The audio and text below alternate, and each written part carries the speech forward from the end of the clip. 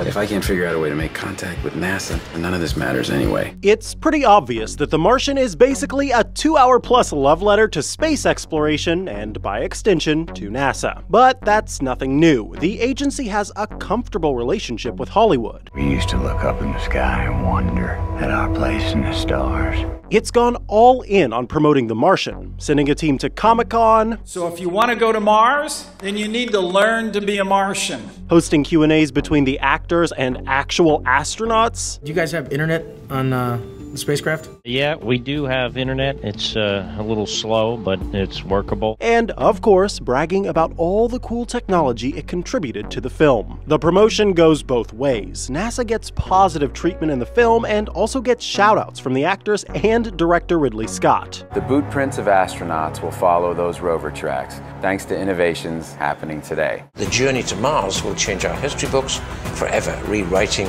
what we know about the Red Planet. The agency isn't alone here. The Pentagon also lends its technology expertise and even filming locations to Hollywood. But it's also infamous for insisting filmmakers cast the military in a positive light in exchange for its help. Marvel's The Avengers famously lost the Pentagon's support and had to rely on CGI and props for its military hardware, all because the Defense Department didn't much care for S.H.I.E.L.D., the shadowy government organization that brings the Avengers together. Unlike the Pentagon, NASA says it doesn't discriminate when it comes to helping filmmakers. Public outreach is built into the agency's charter, and its only rule is that the film be meant to inform, or at least entertain, and not outright mislead the public. Astronauts, welcome to space. It's about time. I haven't thrown up in about an hour. But it also doesn't have to worry about its image. If NASA is involved in a film's plot, it's a safe bet heroic astronauts and brainy engineers are going to save the day.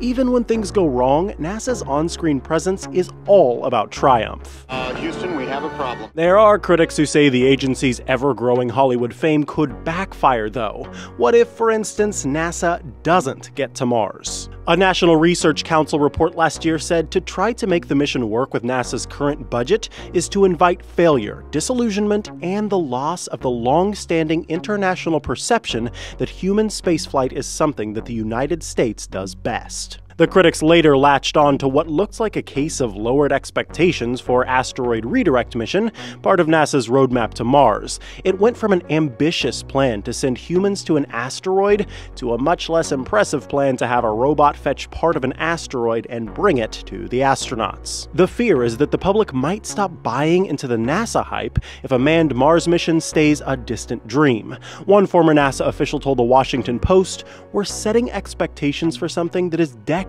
away. The public has a short attention span." But what NASA can deliver depends on the budget Congress gives it, and that depends on public support. Pew Research Center found that in NASA's history, at no time has more than 22% of the public said that the US spends too little on space exploration.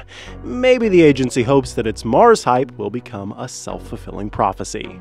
For Newsy, I'm Micah Sargent.